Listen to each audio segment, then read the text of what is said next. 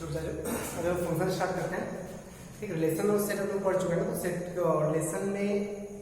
Relation में कोई condition नहीं देखे हम आपको डोमेन रेंज क्या होता है उसका डेफिनेशन वगैरह देख लेंगे। तो फंक्शन को लेकर हम डिफाइन करने वाले हैं उसको, ठीक। तो टॉपिक दो फंक्शन,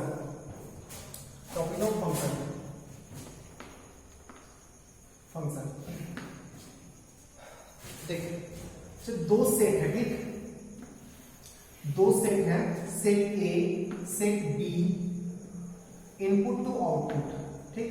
ये operator f, set A set B और ये ऑपरेटर एफ, क्लियर है, ठीक है। सेट ए से इनपुट जाएगा, ऑपरेटर एफ से होते हुए आउटपुट मिलेगा सेट बी में, ठीक है। इसमें एक एलिमेंट है ए, एक एलिमेंट है बी, एक एलिमेंट है सी, डी, 1 2 3 4 5 6, ठीक है। रिलेशन में जब आप रिलेशन पढ़ रहे होंगे ना, तो रिलेशन में कोई कंडीशन नहीं था, कुछ भी नहीं। इनपुट का, एक इनपुट का कितना भी आउटपुट आ सकता है, किसी इनपुट का कोई भी आउटपुट हो सकता है। बट फंक्शन एक स्पेशल टाइप ऑफ रिलेशन होता है। जैसे y equals to f of x, y equals to f of x, ठीक। x यहाँ पे इनपुट है, नहीं, x यहाँ पे इनपुट है, फंक्शन से पास कराएं, y आउटपुट मिला, आउटपुट, ठीक, इनपुट आउटपुट। अच्छा, x को डोमेन भी बोलते हैं, जो डोमेन और डोमेन के कॉरेस्पॉन्डिंग y को रेंज बोलते हैं, ठीक, range, input output domain range. x input डाले, फंक्शन एस, f ऑपरेटर है, ऑपरेटर कुछ मैनिपुलेट करके एक वैल्यू दिया आउटपुट में, उसको बोलते हैं आउटपुट या रेंज, ठीक है। सुना, फंक्शन क्या होता है? फंक्शन एक स्पेशल टाइप ऑफ रिलेशन होता है जिसमें एक इनपुट का एक ही आउटपुट मिले, ठीक। एक इनपुट का कभी दो आउटपुट नहीं मिल सकता है, एक इनपुट का कभी दो आउटपुट, एक इनपुट का कभी दो आउटपुट नहीं मिल सकता है, ठीक। हाँ, दो इनपुट का सेम आउटपुट मिल सकता है, बट एक इनपुट का दो आउटपुट नहीं मिल सकता। तो पहला कंडीशन लिखना है, ऑपरेटर एफ को फंक्शन कब बोलेंगे, ऑपरेटर एफ को फंक्शन कब बोलेंगे, उसका फर्स्ट कंडीशन, अच्छा इसको ना प्री इमेज भी बोलते हैं, प्री इमेज, इसको उसके कॉरेस्पॉन्डिंग इसको इमेज बोला जाता है, ठीक, प्री इमेज और इमेज, ठीक है। ये इनपुट सेट है, ये डोमेन सेट है, ये प्री इमेज सेट है। सेट बी को बोलते हैं को डोमेन सेट। क्यों, क्या सब क्लियर करेंगे, को डोमेन सेट क्या लिखे, क्यों लिखे, सारा चीज क्लियर हो जाएगा आपको भी। डोमेन क्या होता है, valid x for operator f. Operator f हर तरह का इनपुट एक्सेप्ट नहीं कर सकता है, तो जो इनपुट को वो एक्सेप्ट कर सकता है ना, उसको बोला जाता है डोमेन। जिस इनपुट को एक्सेप्ट कर सकता है उसको बोला जाता है डोमेन, ठीक है। अच्छा, रेंज क्या होता है, कॉरेस्पॉन्डिंग आउटपुट। उस इनपुट के कॉरेस्पॉन्डिंग जो आउटपुट निकला, नहीं, एक सेट ऑफ इनपुट के कॉरेस्पॉन्डिंग एक सेट ऑफ आउटपुट निकलेगा, इनपुट को बोलते हैं डोमेन और आउटपुट को बोलते हैं रेंज। इनपुट को बोलते हैं प्री इमेज, आउटपुट को बोलते हैं इमेज, ठीक है, सही है। ये सेट इनपुट सेट कहलाएगा, ये सेट डोमेन सेट कहलाएगा और ये सेट प्री इमेज सेट कहलाएगा। और इस सेट को बोलते हैं को डोमेन सेट। मान ली ए के कॉरेस्पॉन्डिंग आउटपुट आया 3, बी के कॉरेस्पॉन्डिंग आया 1, सी के कॉरेस्पॉन्डिंग भी आया 1, डी के कॉरेस्पॉन्डिंग आया 2, ठीक है। तो इनपुट सेट में कौन कौन सा एलिमेंट है, ए बी सी डी, और आउटपुट उसके कॉरेस्पॉन्डिंग आउटपुट क्या क्या आया, 1 2 3 4 5 6 आउटपुट नहीं आया, आउटपुट सिर्फ आया 1 2 3। तो डोमेन सेट इस ऑपरेटर के लिए वैलिड एक्स क्या होगा, डोमेन फॉर ऑपरेटर एफ क्या हो जाएगा, कर्ली ब्रैकेट के अंदर a, b, c, d। Output क्या हो जाएगा, या रेंज क्या हो जाएगा, आउटपुट मींस 1 2 3, ठीक है, सही है। तो इस ऑपरेटर एफ को फंक्शन कब बोलेंगे, तो पहला कंडीशन, डोमेन सेट में जितना भी एलिमेंट है, हर एलिमेंट का आउटपुट मिलना ही चाहिए, देखो ए का भी आउटपुट मिल रहा है, बी का भी आउटपुट मिल रहा है, सी का भी आउटपुट मिल रहा है, डी का भी आउटपुट मिल रहा है, ई का मान लीजिए आउटपुट नहीं मिलेगा, ठीक, ऐसा है कि ई का कोई आउटपुट नहीं आ रहा है, तो इसको फंक्शन नहीं बोल पाएंगे, इसको क्या बोलेंगे, रिलेशन। इसको फंक्शन नहीं बोल पाएंगे। फंक्शन में हर एलिमेंट का, डोमेन सेट के हर एलिमेंट का आउटपुट मिलना ही चाहिए, ठीक है। तो पहला condition, every element in domain set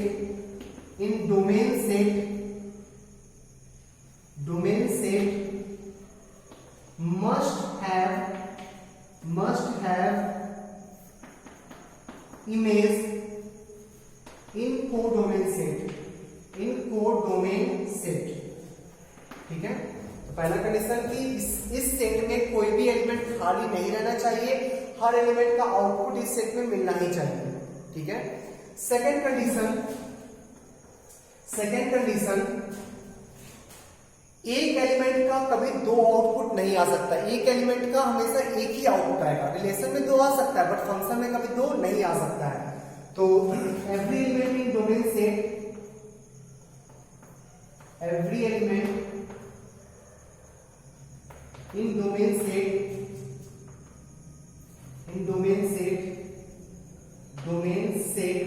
have unique output in codomain set,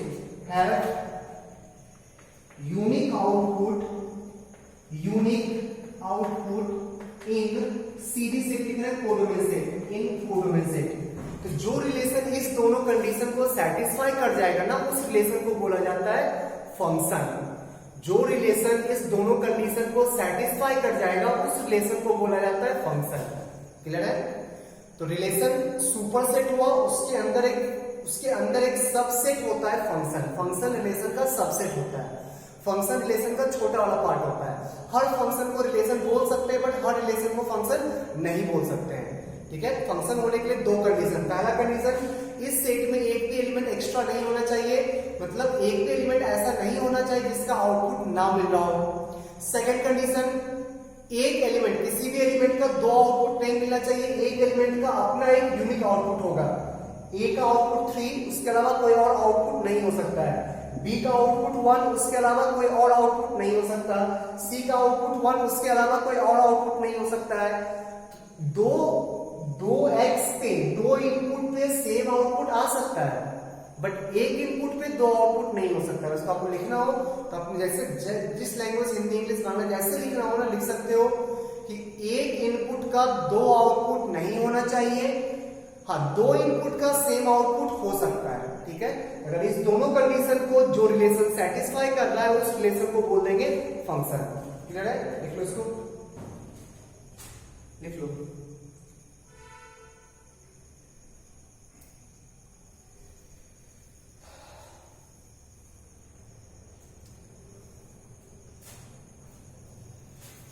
ठीक है। अच्छा, इसको ग्राफिकली कैसे इमेजिन करेंगे? फंक्शन का ग्राफ कैसा होगा? तो एक एक्स पे एक ही वाई मिलना चाहिए, एक एक्स पे दो वाई नहीं मिलना चाहिए, एक एक्स पे दो वाई नहीं। ग्राफिकली मैं बात कर रहा हूं, इसको हटाओ। लिख लिया इसको? लिख लिया? चलो, डोमेन सेट हो गया, रेंज सेट हो गया। कोडोमेन सेट कोई पूछेगा तो कोडोमेन ऑफ फंक्शन एफ पूछेगा तो कोडोमेन सेट में ये पूरा बोल देना 1, 2, 3, 4, 5, 6, ये पूरा कोडोमेन हो गया। कोई फंक्शन एफ लिखने बोलेगा तो F such that curly bracket के अंदर a, 3 ये एक एलिमेंट हो गया फंक्शन एफ का, b, 1, c, 1, d, 2 ये फंक्शन एफ लिखने का मेथड है, ठीक। फंक्शन एफ के अंदर 4 एलिमेंट है, a, 3 ये पूरा एक एलिमेंट हुआ, b, 1, c, 1, d, 2, ठीक है। ये 4 एलिमेंट हो गया। क्लियर है? बढ़े आगे।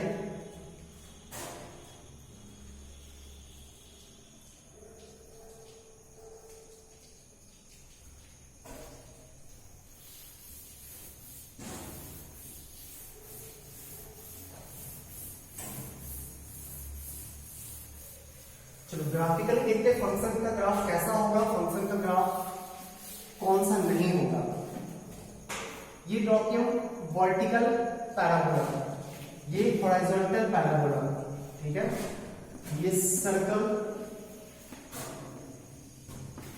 ये सेमी सर्कल, ठीक। ये कोई भी एक ग्राफ है, horizontal straight line, vertical straight line.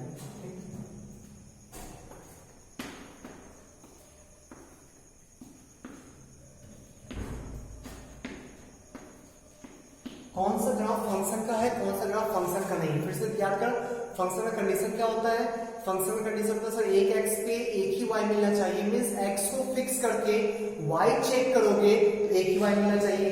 X को फिक्स करें मतलब x equals to constant, x equals to constant का मतलब एक लाइन जो कि वाई के पैरेलल हो, वाई के पैरेलल, तो वाई के पैरेलल ना लाइन ड्रॉ करो, वाई के पैरेलल लाइंस ड्रॉ करो। अगर ये सारा का सारा लाइंस ग्राफ को सिर्फ एक ही पॉइंट पे कट कर रहा है, इसका मतलब क्या हुआ कि हर एक्स पे एक ही वाई मिल रहा है ना। इस ग्राफ को अगर लाइन एक लाइन कोई भी एक लाइन इमेजिन करो तो हर लाइन ग्राफ को एक ही पॉइंट पे कट कर रहा है ना, मींस एक एक्स पे एक ही वाई आएगा ना, ये फंक्शन है। यहाँ पे देख एक वर्टिकल लाइन ड्रॉ किए तो एक एक्स पे वाई का दो वैल्यू आ रहा है। देखो एक वैल्यू ये वाला आ रहा है y1 और एक वैल्यू आ रहा है y2, तो एक पर्टिकुलर एक्स पे y का दो वैल्यू आ रहा है ना, ये फंक्शन नहीं होगा। वैसे वर्टिकल लाइन ड्रॉ करो, एक से ज्यादा पॉइंट पे कट किया फंक्शन नहीं होगा। वर्टिकल लाइन ड्रॉ करो, सिर्फ एक ही पॉइंट पे कट किया ना, फंक्शन होगा। वर्टिकल लाइन ड्रॉ करो, सिर्फ एक ही पॉइंट पे कट किया ना ग्राफ को, फंक्शन होगा। वर्टिकल लाइन ड्रॉ करो, ग्राफ को इनफाइनाइट पॉइंट्स पे कट कर दिया ना, ये फंक्शन का ग्राफ नहीं होगा। तो ग्राफिकली कैसे देखेंगे कि वो फंक्शन है या नहीं है, ग्राफिकली कैसे देखेंगे वो फंक्शन है या नहीं है, तो वर्टिकल लाइन ड्रॉ करेंगे। ठीक, अगर वो वर्टिकल लाइन ग्राफ को सिर्फ एक पॉइंट पे कट कर रहा है ना, अगर वो वर्टिकल लाइन ग्राफ को सिर्फ एक पॉइंट पे कट कर रहा है, ठीक, तो वो फंक्शन का ग्राफ है। अगर ग्राफ को मोर देन 1 पॉइंट्स पे कट कर रहा है तो फंक्शन का ग्राफ नहीं है।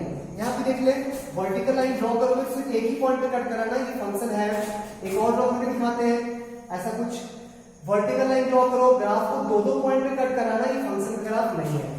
तो ग्राफ को देख के पहचान जाओगे अब कि कौन सा फंक्शन का ग्राफ है, कौन सा फंक्शन का ग्राफ नहीं है, कौन सा फंक्शन का ग्राफ है और कौन सा फंक्शन का ग्राफ नहीं है, पहचान जाओगे ना।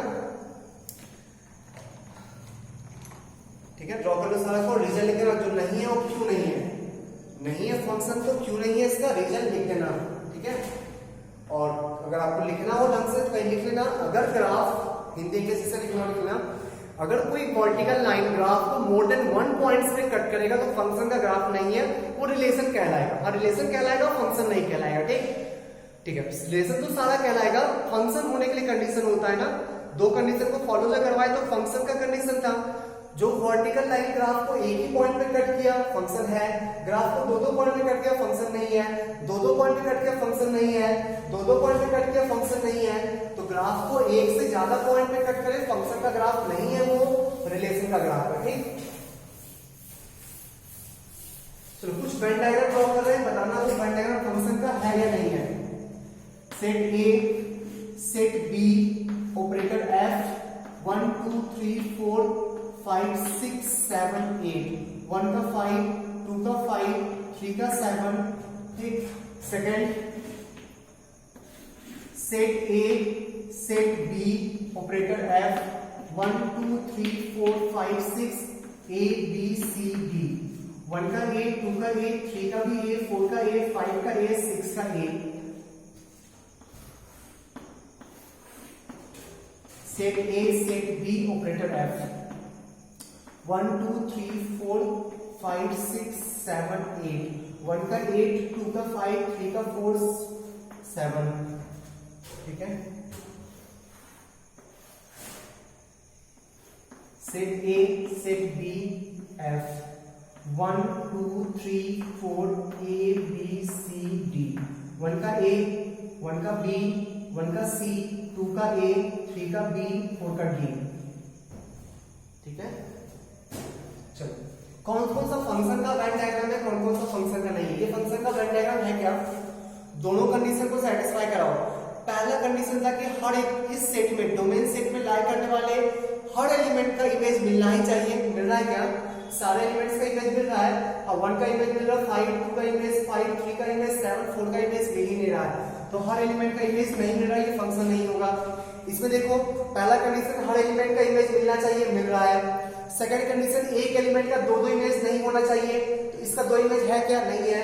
इसका दो इमेज नहीं है, इसका भी दो इमेज, तो किसी भी एलिमेंट का दो इमेज तो नहीं है ना, एक से ज्यादा इमेज तो नहीं है ना, तो ये फंक्शन होगा। ठीक, हाँ इसमें एलिमेंट खाली रह सकता है, इसमें एक्स्ट्रा एलिमेंट रह सकता है। कोडोमेन सेट में इसको बोलते हैं डोमेन सेट, सेकंड सेट को रेंज नहीं बोलते हैं, कोडोमेन बोलते हैं, रेंज उसके अंदर आता है। ठीक, तो ये फंक्शन है। इसमें देख पहला कंडीशन हर एलिमेंट का इमेज मिलना चाहिए, हर एलिमेंट का इमेज मिल रहा है। सेकंड कंडीशन किसी एक का दो इमेज मिल रहा है क्या? नहीं मिल रहा है, ये फंक्शन है। इसमें देख 1 का 3 इमेज मिल रहा है, एक एलिमेंट का एक से ज्यादा इमेज मिलेगा तो फंक्शन नहीं है, ये फंक्शन नहीं है। देख लो इसको। तो वेन डायग्राम देख के और ग्राफ को देख के पहचान लोगे आज के बाद कि वो फंक्शन का ग्राफ है या फंक्शन का वेन डायग्राम है या नहीं है, पहचान लोगे ना। देखो इसको,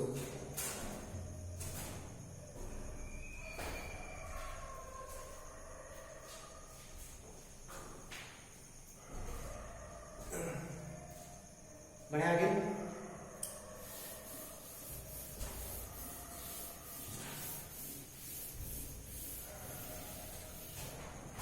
चलो दूसरा डेफिनेशन लिख लो। डोमेन का डेफिनेशन छोटा छोटा लिखा रहे हैं नहीं। डोमेन का डेफिनेशन सिंपल सा एक वर्ड लिखो, valid x, valid input, valid input, input के ब्रैकेट में एक्स, एक्स जनरली हम लोग इनपुट लेते हैं ना, एक्स एक्सिस वाई एक्सिस जब ड्रॉ करते हैं उसके एक्स वाई प्लेन पे जब ग्राफ ड्रॉ करते हैं तो एक्स को इनपुट वाई को आउटपुट लेते हैं ना, तो वैलिड इनपुट। रेंज क्या होता है? Range corresponding output, corresponding output bracket में वाई। ठीक है। कोडोमेन क्या होता है? कोडोमेन सुपरसेट फॉर रेंज, देखिए superset, superset for range set, range set के लिए एक सुपरसेट क्यों लिया जाता है एक बार समझाने की कोशिश कर रहा हूं मैं। समझ आए तो बेटर, नहीं आए तो कोई फर्क नहीं पड़ता, आपको बोर्ड में नहीं पढ़ना उस चीज के बारे में ज्यादा। ठीक, सुनो तो ध्यान से, ये ग्राफ है। ठीक, इसमें वैलिड एक्स ए से लेके बी तक है, ये फंक्शन का ग्राफ ड्रॉ किए लोग y equals to f of x, ये फंक्शन का ग्राफ ड्रॉ किए जिसमें valid x a to b ले रहे हैं और कॉरेस्पॉन्डिंग y का वैल्यू c टू d ले रहे हैं। ठीक, c टू d। कोई पूछे इस फंक्शन का डोमेन बताओ तो क्या बोलोगे? कौन कौन सा x? वैलिड x का मतलब उस x, वो x जिस x पे आउटपुट मिले, नहीं तो वो x जिस x पे आउटपुट मिले, तो a टू b के हर x पे आउटपुट मिल रहा है ना, इसका डोमेन क्या बोलेंगे? a से लेके b तक का सारा real number including a and b, क्योंकि a पे भी तो आउटपुट मिल रहा है और b पे भी आउटपुट मिल रहा है। बीच में कोई भी पॉइंट को देखोगे तो कुछ ना कुछ तो आउटपुट मिलेगा ना। तो वैलिड x डोमेन क्या हो गया? a टू b और रेंज क्या हो गया? c to d। ठीक है। अच्छा, हम लोग ना फंक्शन का एक्सटेंशन करवाते हैं, आगे हम लोग को पढ़ना तो हम लोग को नहीं पढ़ना है, बट एडवांस में पढ़ना है फंक्शन का एक्सटेंशन। एक एक्सटेंशन मैं करवा रहा हूं, ऑड एक्सटेंशन। ऑड एक्सटेंशन में क्या होता है ना, ओरिजिन के अबाउट इस फंक्शन का मिरर इमेज दिया जाता है, ऐसा कुछ आएगा। ओरिजिन के अबाउट इस फंक्शन का मिरर इमेज, इस पार्ट का ओरिजिन के अबाउट मिरर इमेज। ठीक है, मिरर इमेज कुछ ऐसा आएगा।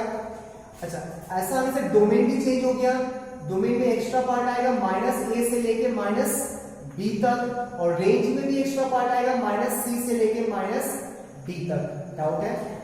एक फंक्शन था, उस फंक्शन का एक्सटेंशन करवाए, ऑड एक्सटेंशन। ऑड एक्सटेंशन में क्या होता है? जैसा ग्राफ फर्स्ट क्वाड्रेंट में एग्जैक्टली वैसा ग्राफ थर्ड क्वाड्रेंट में। ठीक, फंक्शन का जो नया फंक्शन आया इसका डोमेन चेंज हो गया, रेंज चेंज हो गया।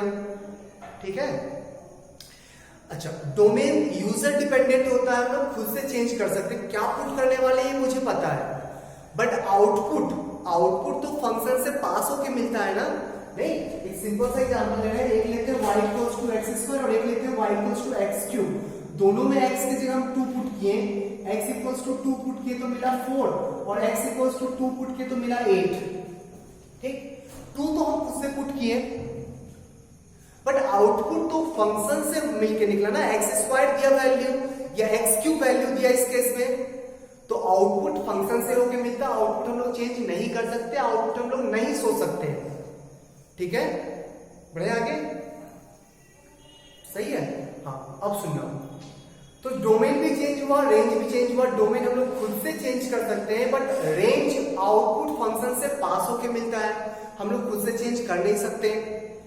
ठीक है, इसलिए हमेशा एक ऐसा सुपर सेट दिया होता है ना जिसमें तू कोई भी एक्सटेंशन कर ले, एक्सटेंशन करने के बाद भी जो रेंज आएगा वो उस कोडोमेन सेट में लाइक करेगा ही करेगा। ठीक, तो कोडोमेन एक ऐसा सुपर सेट होता है कि तू कोई भी एक्सटेंशन कर लो, हमेशा तुम्हारा रेंज उसके अंदर आता ही आता है। और मैक्सिमम टाइम कोडोमेन गिवन होता है ऑल रियल नंबर। देखना आप जब क्वेश्चन सॉल्व करोगे, मैक्सिमम टाइम कोडोमेन होता है, गिवन देता है ऑल रियल नंबर। कोई टेंशन ही नहीं है, आउटपुट तो हमेशा रियल वैल्यूड फंक्शन, हम लोग जो भी फंक्शन पढ़ते हैं वो रियल वैल्यूड फंक्शन होता है, इनपुट भी रियल आउटपुट भी रियल। तो जो आउटपुट निकलेगा वो ऑल रियल नंबर्स के अंदर लाइक करेगा ही करेगा। तो कोडोमेन हम लोग निकाल नहीं सकते, कोडोमेन कोई नहीं निकाल सकता है। ठीक है, क्वेश्चन जो सेट करता है ना, सिर्फ उसको पता होता है कि उस क्वेश्चन में किस टाइप का एक्सटेंशन यूज करवाना है उसको, उसके अकॉर्डिंग को कोडोमेन का वैल्यू दिया होता है। कोडोमेन का वैल्यू हमेशा गिवन होगा, कभी नहीं निकालने बोलेगा। हाँ एक केस में निकालने बोलता है, आगे हम लोग पढ़ेंगे ऑन टू फंक्शन, उसमें ना कोडोमेन और रेंज सेम होता है इसलिए निकालने बोलता है। तो कोडोमेन कभी कोई पूछ नहीं सकता है, कभी फिक्स भी नहीं होता है, कोडोमेन वैरी कर सकता है, इसलिए हमेशा मैक्सिमम 99.999% टाइम कोडोमेन आपको गिवन रहेगा। एक केस में पूछता है, वो भी उस केस में जब कोडोमेन और रेंज सेम होता है, तो आप कोडोमेन नहीं निकालते, रेंज निकालते हैं। क्लियर है? तो कोडोमेन एक ऐसा सुपर सेट है, एक ऐसा सुपर सेट गिवन है कि तुम कोई भी एक्सटेंशन कर लो, जो भी तुम्हारा आउटपुट आएगा वो उसके अंदर तुमको मिल जाएगा। तो तुमको आउटपुट के बारे में, रेंज जो चेंज हुआ ना उसके बारे में सोचना ही नहीं है, वो उसके अंदर मिलेगा। ठीक, चलो समझ में आया तो अच्छी बात है, नहीं तो कोई प्रॉब्लम नहीं है। इसलिए कोडोमेन सेट का यूज करते हैं। तो कोडोमेन जो होता है वो सुपर सेट ऑफ रेंज होता है। ठीक, रेंज हमेशा कोडोमेन के अंदर ही लाई करेगा। क्लियर है?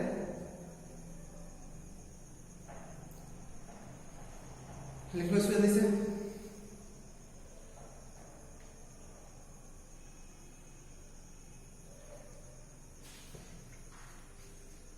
बढ़िया, आगे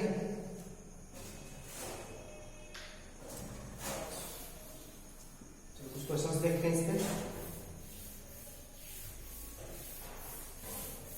तो domain valid x, range corresponding y, और codomain super set for range, super set for range. आपको उतना ध्यान नहीं लगाना है कोडोमेन पे। चलो क्वेश्चन है, express the function as a set of ordered pair, as sets of ordered pair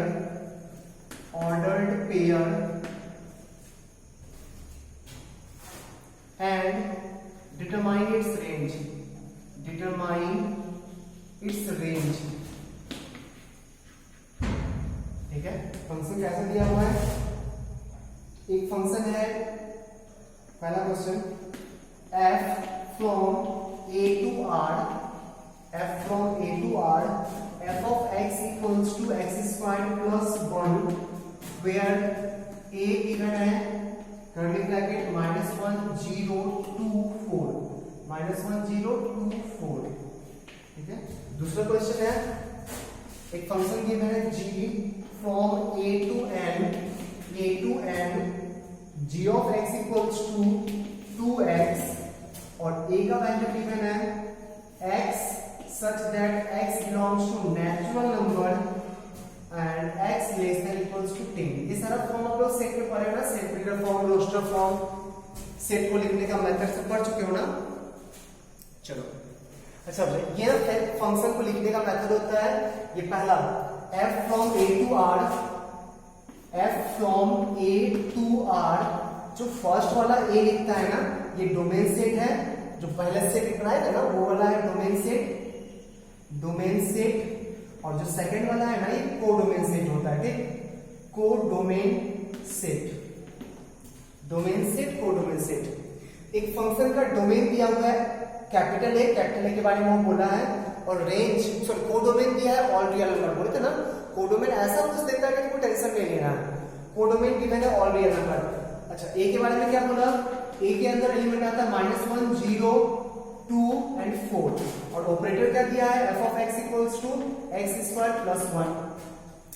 input में 4 एलिमेंट रहेगा -1 0 2 4, तो -1 पुट करेंगे, 0 पुट करेंगे, 2 पुट करेंगे, 4 पुट करेंगे और आउटपुट निकालेंगे। क्लियर है? चलो express the function as set of ordered pair, function को ना ऑर्डर्ड पेयर इस सेट मतलब इस फॉर्म में लिखने बोला है। फंक्शन के अंदर पहला एलिमेंट जब इनपुट -1 लेंगे तो आउटपुट कितना आएगा 2, जब इनपुट 0 लेंगे तो आउटपुट कितना आएगा 1, इनपुट जब 2 लेंगे तो आउटपुट कितना आएगा 2 का स्क्वायर 4 प्लस 1 5, इनपुट 4 लेंगे तो आंसर आएगा 17। यही है ऑर्डर्ड पेयर में, ठीक, इसी को बोलते हैं ऑर्डर्ड पेयर। नहीं -1 के कॉरेस्पॉन्डिंग 2, 0 के कॉरेस्पॉन्डिंग 1, 2 के कॉरेस्पॉन्डिंग 5, 4 के कॉरेस्पॉन्डिंग 17, इसी को बोला जाता है ऑर्डर्ड पेयर। क्लियर है? अच्छा अब बोला रेंज निकाले, रेंज निकाले बोला है, तो रेंज सेट आउटपुट, देखो आउटपुट क्या क्या आ रहा है, गौर से देखो आउटपुट क्या क्या आ रहा है, आउटपुट 2 आ रहा है, आउटपुट 1 आ रहा है, आउटपुट 5 17, तो 2 1 5 17 लिख देंगे अंदर में। ठीक है, ये हो गया function ordered pair, set of ordered pair में, और ये हो गया उसका रेंज। ऐसे ही सेकंड फंक्शन के साथ कर, सेकंड फंक्शन के साथ यही काम करो, लिखिए। चलो देखते हैं सेकंड फंक्शन।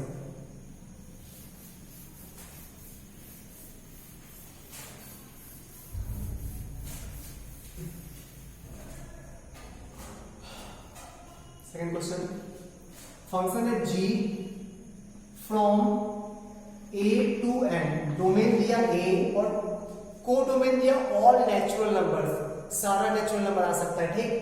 चलो डोमेन a क्या है, a तुम्हारा x such that x belongs to natural number less than equals to 10, natural number less than equals to 10, 1 2 3 4 5 6 7 8 9 10, ये होगा ना। इसका फंक्शन निकालते पहले, तो g पहला एलिमेंट 1 के कॉरेस्पॉन्डिंग, अच्छा g है क्या, g of x equals to 2x है ना, तो x इक्वल्स टू 1 पुट करेंगे तो आएगा 2 पुट करेंगे 4, 3 पुट करेंगे 6, 4 पुट करेंगे तो 8, 5 पुट करेंगे तो 10, 6 पुट करने से 12, 7 पुट करने से 14, 8 पुट करने से 16, 9 पुट करने से 18 एंड 10 पुट करने से 20। ठीक है, रेंज निकालो ऐसे, रेंज में आउटपुट देखो क्या क्या आया है, आउटपुट आया 2 4 6 8 10 12 14 16 18 20, रेंज हो गया। ठीक है, कर लोगे इसे क्वेश्चन, बढ़ते हैं आगे नेक्स्ट।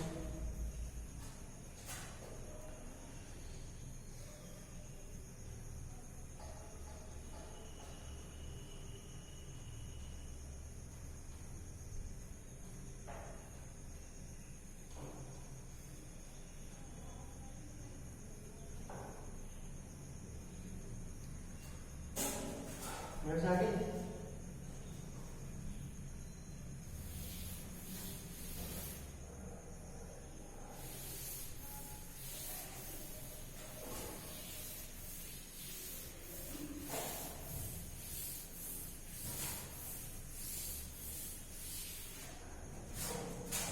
नेक्स्ट क्वेश्चन देखो। क्वेश्चन है is g equals to curly bracket 1 1 2 3 3,5 and 4,7 is a function, a function, question mark, ठीक। उसके बाद if this is described by a formula,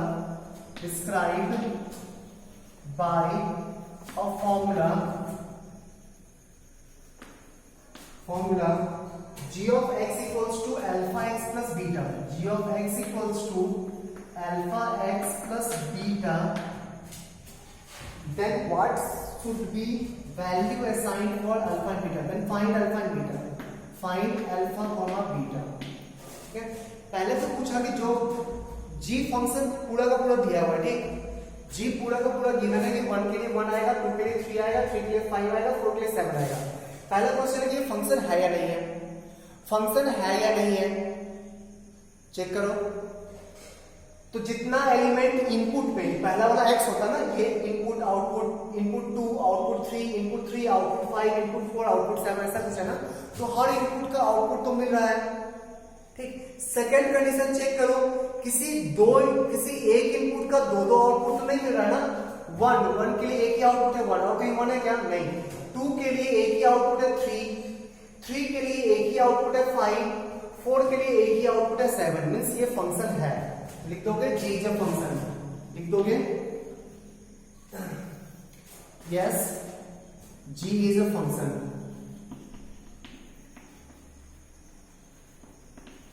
ठीक है, g फंक्शन है। उसके बाद g ऑफ x बोला कि अल्फा x प्लस बीटा है, तो ये हर पॉइंट इसको सेटिस्फाई करेगा ना, ये सारा का सारा पॉइंट इसको सेटिस्फाई करेगा, पक्का सोच ले एक बार। अगर वो फंक्शन है तो इस फंक्शन को सेटिस्फाई करेगा ना।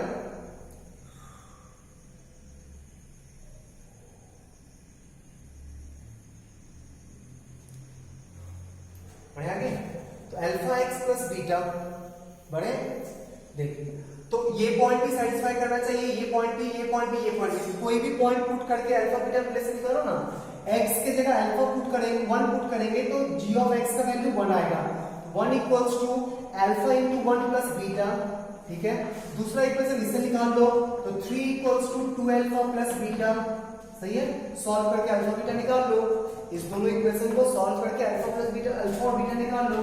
अल्फा प्लस बीटा का वैल्यू है 1 और 2 अल्फा प्लस बीटा का वैल्यू है 3, दोनों को माइनस करो, तो minus alpha equals to -2, alpha का वैल्यू आ गया 2, पुट करके बीटा निकालो, बीटा आ जाएगा -1, अल्फा आ गया 2, बीटा आ गया -1, तो वही निकालता alpha equals to 2, beta equals to -1, ठीक है। और फंक्शन लिखने बोलता तो g of x equals to 2 alpha -2 2x -1, alpha की जगह 2, बीटा की जगह -1, ठीक है। चेक कर ले, कुछ डाउट तो बोलो।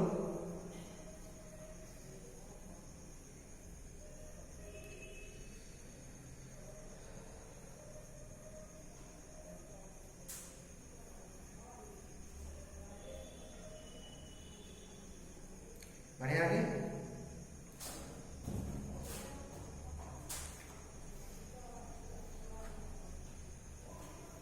चलो नेक्स्ट क्वेश्चन देखते हैं।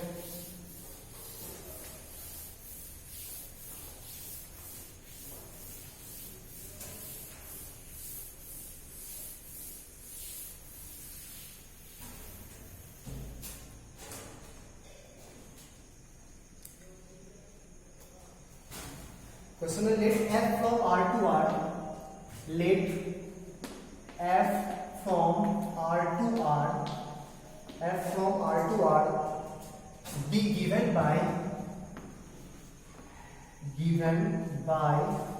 f of x equals to x square plus 3, x square plus 3, ठीक है। फाइंड पहला question x such that f of x equals to 28, and second question pre-image of 39, pre-images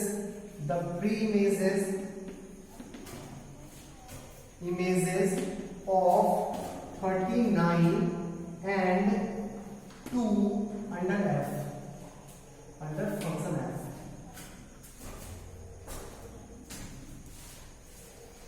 चलो देखते हैं, सुनो सर। पहला क्वेश्चन तो बहुत ही इजी है ना। बोला कि f ऑफ x निकालो such that f of x का वैल्यू 28। f ऑफ x मेरा क्या गिवन है, x स्क्वायर प्लस 3। बोला f ऑफ x का वैल्यू 28, उसके कॉरेस्पॉन्डिंग x निकालो। तो 28 equals to x square plus 3, तो x स्क्वायर का वैल्यू आ गया 25 ना, तो x का वैल्यू आ जाएगा प्लस माइनस 5। ठीक है, तो x का वैल्यू प्लस माइनस 5, इसका आंसर हो जाएगा बोला था x बताओ such that f of x का वैल्यू 28 होना चाहिए। तो f ऑफ x को ले ली 28, वहां से सॉल्व करके x निकाल दिए। सेकंड क्वेश्चन, प्री इमेज का मतलब x ना, डोमेन सेट, इनपुट सेट को ही प्री इमेज बोलते हैं। बोला pre image of 39 means output 39 है, इनपुट निकालो। इसी टाइप का क्वेश्चन हो गया। बोला आउटपुट 39 है, fx equals to x square plus 3 दिया हुआ है, आउटपुट 39 लेके x निकालो। तो x स्क्वायर इक्वल्स टू 36 आ गया, x का वैल्यू प्लस माइनस 6 आ जाएगा। ठीक है, दूसरा 39 का भी निकालना है, 2 का भी निकालना है। तो 2 equals to x square plus 3, x square equals to -1। कभी नहीं हो सकता ना, x स्क्वायर नेगेटिव कभी नहीं हो सकता। तो क्या 2 के कॉरेस्पॉन्डिंग प्री इमेज नहीं आएगा, क्या लिखेंगे, pre images of 2 is not possible. मतलब समझा क्या होगा, 2 ना कोडोमेन में लाइक कर रहा बट किसी का इमेज नहीं है। कोडोमेन सेट में सेकंड वाला सेट में एक्स्ट्रा एलिमेंट हो सकता है ना, तो 2 उसमें है बट वो किसी का आउटपुट नहीं है, इसलिए आउटपुट नहीं निकला ना। ठीक है, तो 39 प्लस माइनस 6 का आउटपुट है, 2 किसी का आउटपुट नहीं है, तो प्री इमेज ऑफ 2 पॉसिबल नहीं है, ऐसा लिख के छोड़ देना।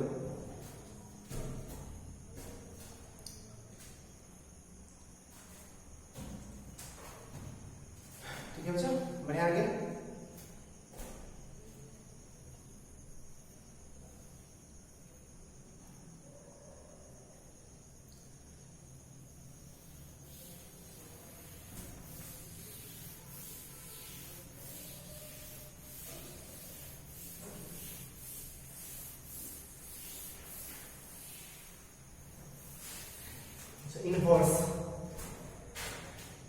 इनवर्स क्या होता है, मान ले y equals to f of x कोई रिलेशन है। ठीक, ये रिलेशन है, y equals to f of x relation है।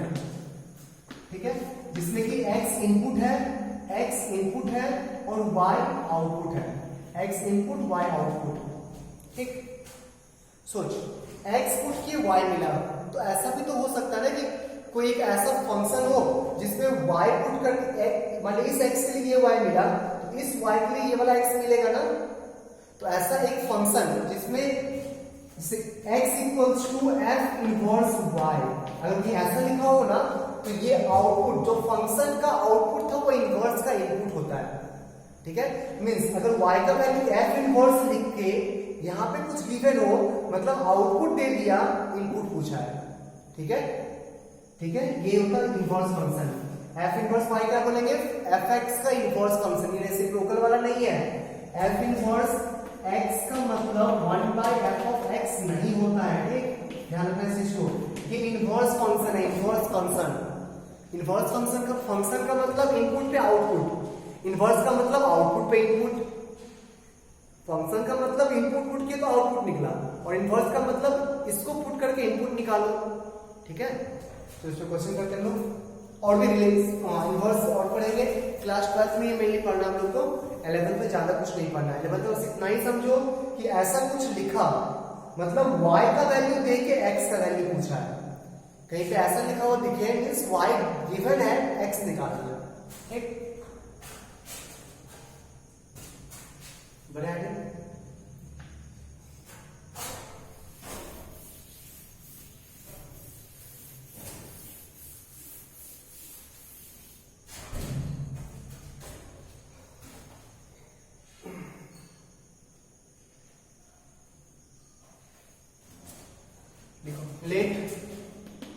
let f from R to R b of function given by f of x equals to x square plus 1, f of x equals to x square plus 1. Then find पहला question f inverse -5 का value निकालो. Second f inverse 26. Third f inverse 10,37. ठीक है, चलो start करते हैं.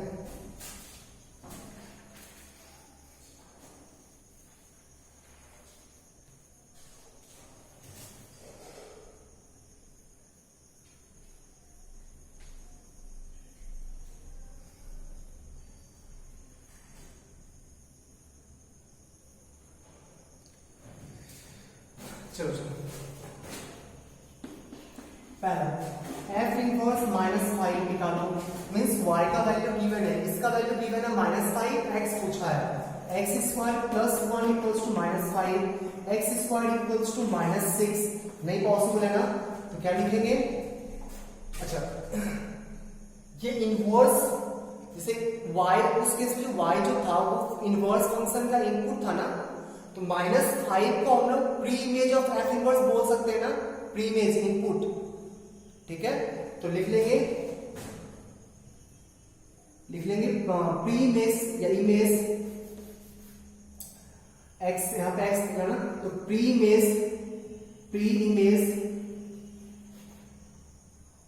Image of y या f of x equals to 5 is not possible. is 5 -5 is not possible नहीं है. ठीक, सेकंड देखते हैं. Second number f inverse 26 means y के जगह 26 पुट करके सॉल्व करो, तो x square equals to 25, x equals to +-5.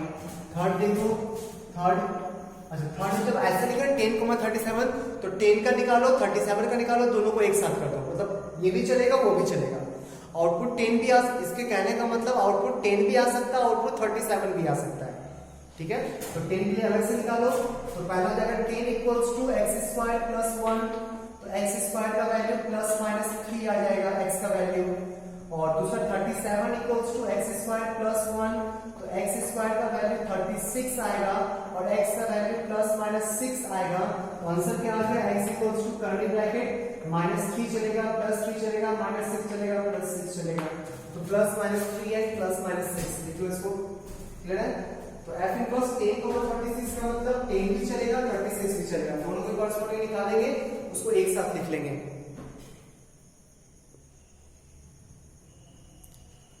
सही है,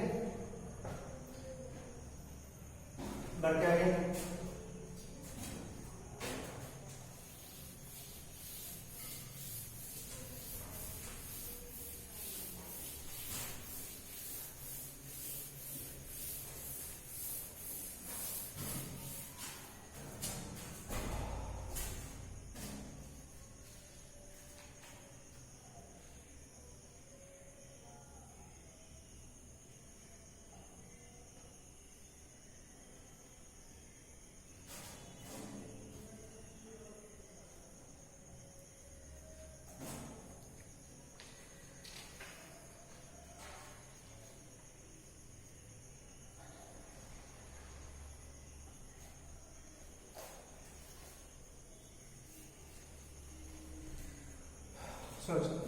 हम लोग जो भी फंक्शन पढ़ते हैं ना, हम लोग सिर्फ रियल वैल्यूड फंक्शन बोलते हैं. ठीक, रियल वैल्यूड फंक्शन पढ़ते हैं. क्या होता है रियल वैल्यूड फंक्शन?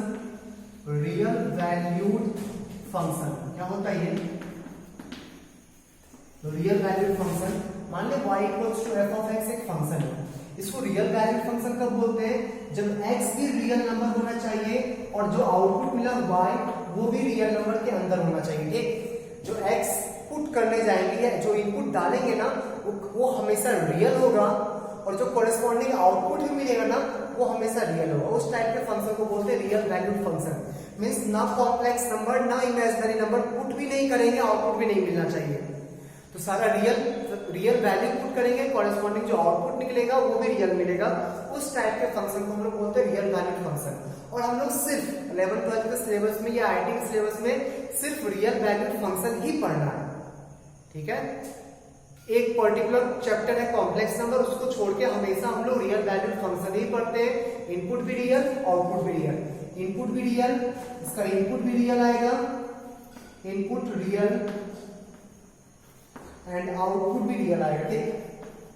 आउटपुट भी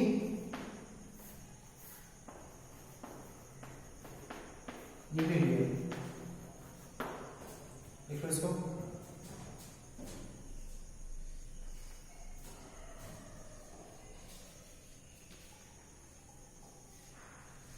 बढ़िया, ठीक।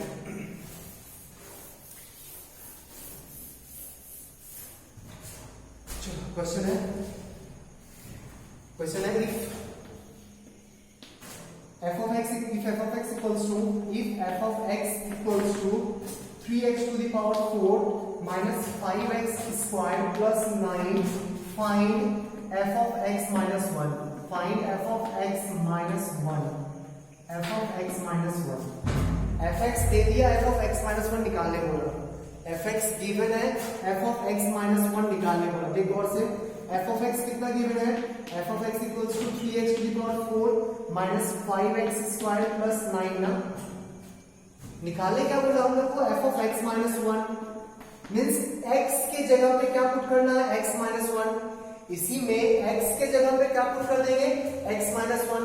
तो यहाँ भी पुट कर दो x minus 1 और यहाँ भी पुट कर दो x minus 1। तो ये कितना हो जाएगा, 3 into x minus 1 का power 4 minus 5 into x minus 1 square plus 9। इसको थोड़ा मॉडिफाई कर दो, आंसर आ जाएगा 3 into ये हो जाएगा x square minus 2x plus 1 का whole square minus 5 into x square minus 2x plus 1 और प्लस 9। इसको थोड़ा और एक्सपेंड करो तो 3 times x to the power 4, a plus b plus c का होल स्क्वायर आता है ना, a square plus b square plus c square plus 2ab plus 2bc plus 2ac, ठीक है, minus 5x square plus 10x minus 5 plus 9 plus 4 आ जाएगा, ठीक, minus 5 plus 9 plus 4। और modify कर लो, 3x to the power 4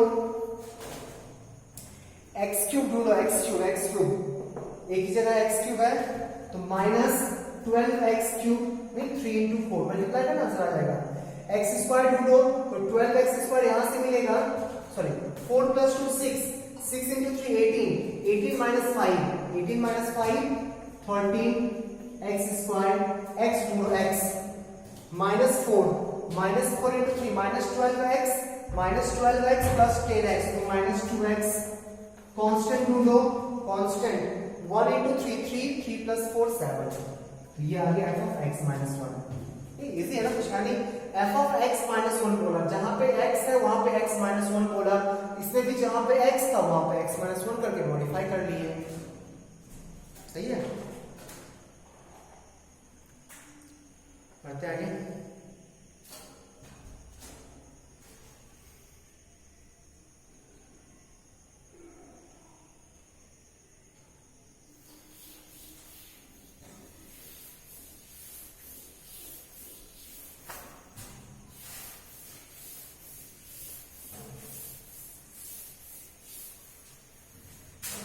next question, f of x equals to x plus 1 by x। Next question है f of x equals to x plus 1 by x, then prove that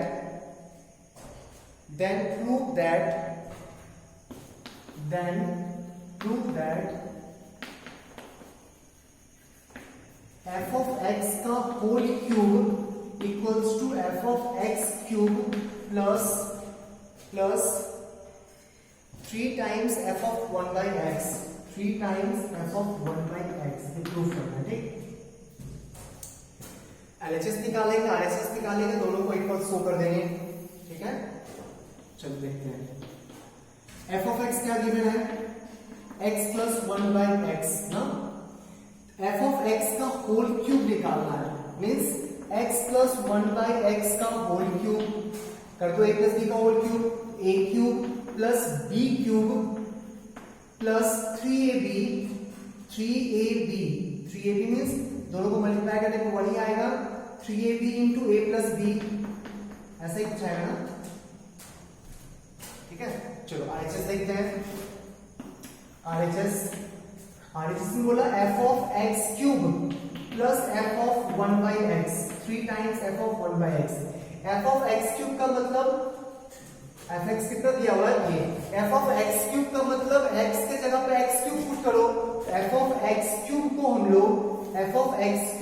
लोग x cube plus 1/x cube लिख सकते हैं ना, नहीं, plus 3 times f of 1/x, तो x के जगह 1/x पुट कर दो, तो इसके जगह 1/x प्लस 1/1/x, चेक करो सही है क्या, तो ये आ गया x cube plus 1/x cube plus 3 times 1/x plus x। देख LHS RHS सेम आ गया ना, LHS इक्वल्स टू RHS।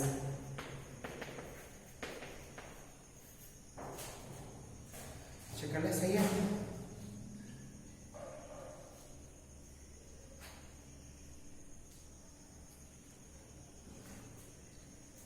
बढ़िया आगे।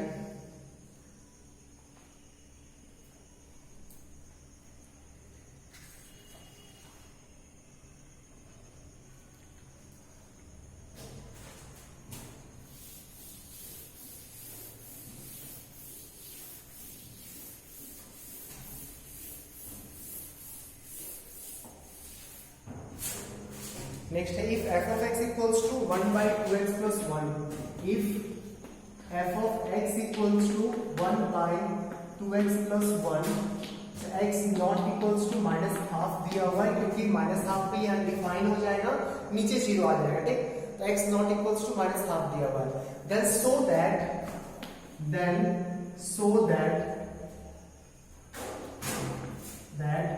f of x equals to 2x plus 1 upon 2x plus 3, 2x plus 1 upon 2x plus 3, provided x not equals to -3/2, ठीक है। चलो देखते हैं कौन सा, क्या निकालना, f of x, फंक्शन के अंदर फिर से फंक्शन पुट करना है, ठीक। f of x गिवन कितना है, f of x equals to 1 upon 2x plus 1, हम लोग को निकालना क्या है, f of x, फंक्शन में x के जगह पे फिर से पूरा फंक्शन पुट करना है, इसको हम लोग 1 upon 2f of x plus 1 लिख सकते हैं क्या, ठीक ना, x की जगह f of x पुट कर दी दोनों में। अब f of x को इससे रिप्लेस कर दो, this equals to 1 upon 2 into f of x का मतलब 1 upon 2x plus 1 plus 1, ये तो लिखा हो, देख 2 times f of x plus 1, अब इसी को थोड़ा मॉडिफाई कर लो, तो f of x का वैल्यू हो जाएगा, एलसीएम ले ऊपर आएगा 2x plus 1, नीचे आएगा 2 plus 2x plus 1, तो ये आ गया तुम्हारा 2x plus 1 divided by 2x plus 3, हाँ लेकिन यहाँ पे लिखना 2x plus 3, तो नीचे कभी 0 नहीं होना चाहिए ना, तो f of x, but x not equals to -3/2, because f of x is undefined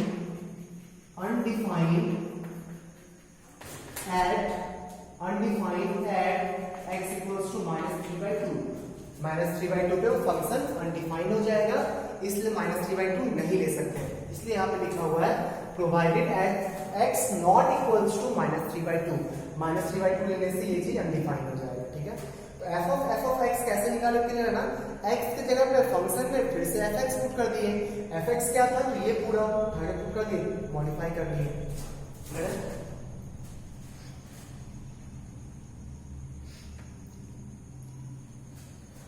देख लो ढंग से।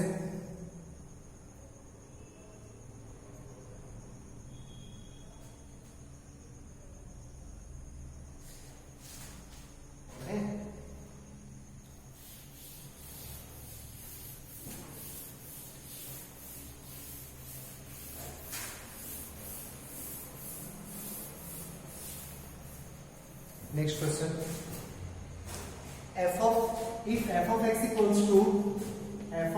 equals to x plus 1, x minus 1 by x plus 1, x minus 1 divided by x plus 1, x not equals to minus 1, क्योंकि minus 1 का define हो जाएगा ना, and so that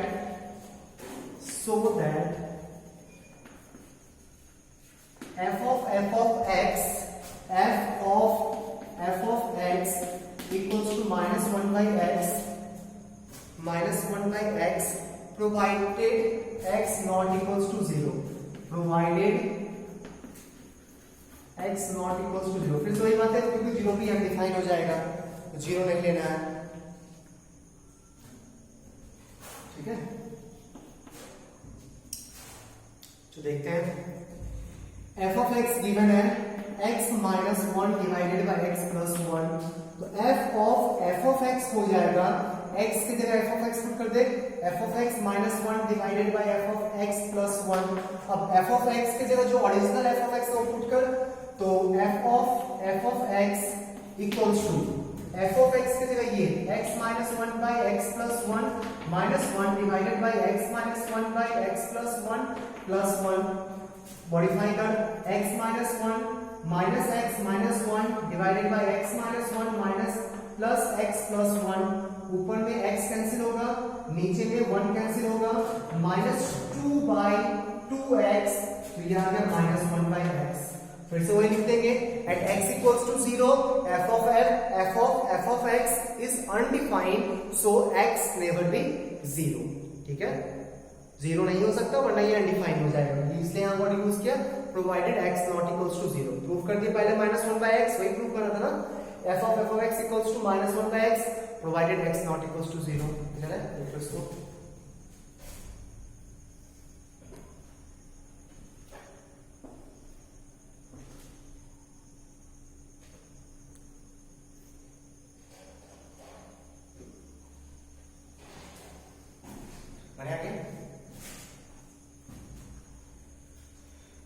next question,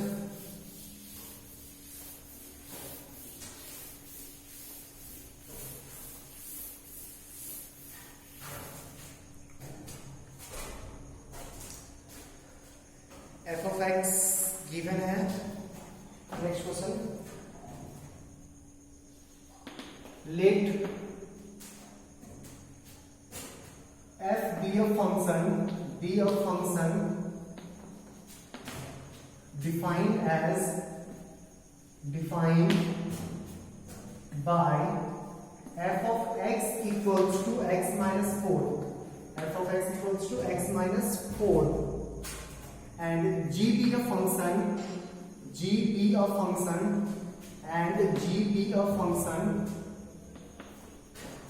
given by g of x equals to x square minus 16 divided by x square x plus 4, when x not equals to minus 4 for x equals to 4 lambda, ठीक है। Question है find lambda such that f of x equals to g of x for all x belongs to R,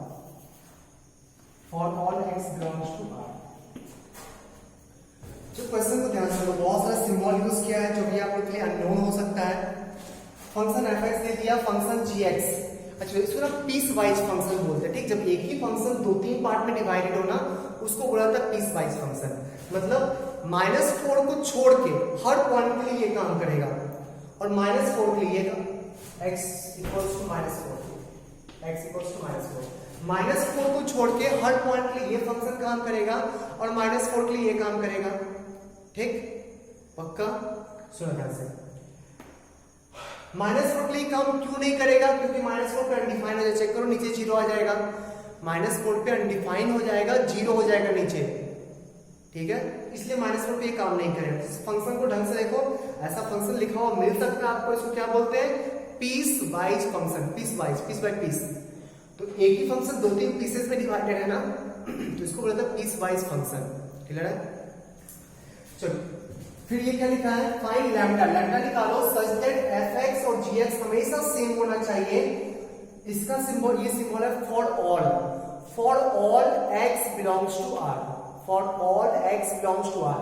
तो मैं बता रहा हूं, फिर कभी यूज करूंगा तो बार बार इसको ढंग से डिफाइन नहीं करूंगा। ठीक, इसका सिंबल है फॉर ऑल। चलो फंक्शन fx को अच्छे से दिया हुआ है, f of x equals to x minus 4। g of x को ऑब्जर्व करो, g of x, इसको फैक्टराइज करके x प्लस 4 कैंसिल कर लेंगे, x माइनस 4 आ जाएगा। जब x माइनस 4 नहीं लेंगे, ऊपर नीचे x प्लस 4 कट जाएगा ना, तो बचेगा x माइनस 4। अब सोच नीचे क्या ले, ताकि यही function x equals to minus 4 के लिए भी यही काम करना चाहिए। नहीं, x माइनस 4 ही दोनों जगह आना चाहिए ना। तो यहाँ पे अगर x माइनस 4 लोगे, x माइनस 4 लोगे for x equals to minus 4, तो इसको क्या लिख सकते हैं हम लोग, माइनस 8 लिख सकते हैं ना। फिर सोचो fx और gx सेम होना चाहिए, ये ना बोला हर x के लिए सेम होना चाहिए, हर x के लिए सेम होना चाहिए। तो माइनस 4 को छोड़ के, हर x के लिए तो सेम आ रहा है, देखो तो माइनस 4 को छोड़ के हर x के लिए सेम आ रहा है, बस माइनस 4 पे भी सेम कर देंगे, बात बन जाएगा। तो माइनस 4 पे भी सेम कर दो, माइनस 4 पे सेम करने के लिए f of minus 4 equals to g of minus 4 कर दो, f ऑफ माइनस 4 हो जाएगा माइनस 8, देख x की जगह माइनस 4 पुट करो, और g ऑफ माइनस 4 गिवन है लैम्डा, तो लैम्डा का वैल्यू कितना आना चाहिए, माइनस 8। ठीक है, फिर से बोल रहा हूं एक बार, माइनस 4 को छोड़ के हर पॉइंट पे दोनों सेम आ चुका है ना, बस माइनस 4 पे सेम कर दो। तो माइनस 4 पे उसका वैल्यू माइनस 8 है, इसका वैल्यू भी माइनस 8 कर दो, सेम हो जाएगा दोनों। तो लैम्डा का वैल्यू आ गया माइनस 8। सही है, लिख लो। नेक्स्ट क्वेश्चन देखते हैं।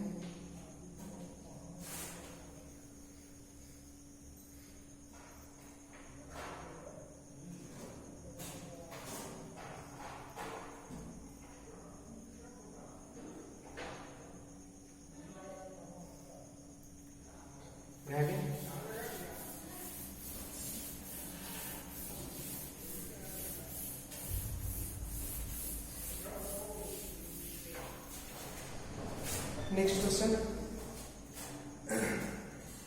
f of x equals to, if f of x equals to x minus 1 by x plus 1, ठीक है, then prove that f of 2x equals to 3f of x plus 1 divided by 3f of x plus 1 divided by f of x plus 3 proof करना। ठीक, कुछ नहीं, LHS निकालें, दोनों को equal show कर देंगे, एलएचएस निकाल के आरएचएस निकाल के दोनों को इक्वल शो कर देंगे, हो जाएगा। देखते हैं एलएचएस क्या है, f ऑफ 2x ना, f ऑफ 2x का मतलब x के जगह पे पुट कर दो 2x, f of 2x equals to 2x minus 1 divided by 2x plus 1। तो इसको आरएचएस मॉडिफाई कर, RHS equals to 3 times f of x plus 1 divided by f of x plus 3। यहाँ पे fx उठा के पुट कर दो, तो 3 times fx means x minus 1 by x plus 1 plus 1 divided by x minus 1 by x plus 1 plus 3। सही है, LCM लो, LCM लोगे तो 3 times x minus 1 plus x plus 1 whole divided by x minus 1 plus 3 times x plus 1। Check करके सही लिखे, modify करो, तो 3x minus 3 plus x plus 1 divided by x minus 1 plus 3x plus 3, ऊपर क्या आ जाएगा 4x minus 2 divided by 4x plus 2, 2 commonly cancel कर दो, 2x minus 1 by 2x plus 1। Check करो आ गया, वही तो f of 2x है ना, LHS equals to RHS।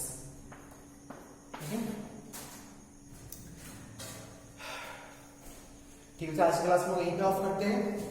Next class डोमेनेज पे बात करेंगे, डिफरेंट टाइप ऑफ फंक्शंस के डोमेनेज पे, बट उससे पहले आप ग्राफ्स ट्रिगो का देख लेना, ठीक। ट्रिगोमेट्रिक ग्राफ्स जो कराया गया हो ना, sine cos, tan cos, sec cosec, वो देख लेना ढंग से एक बार, ठीक है। आज क्लास यही पास करते हैं, बाय।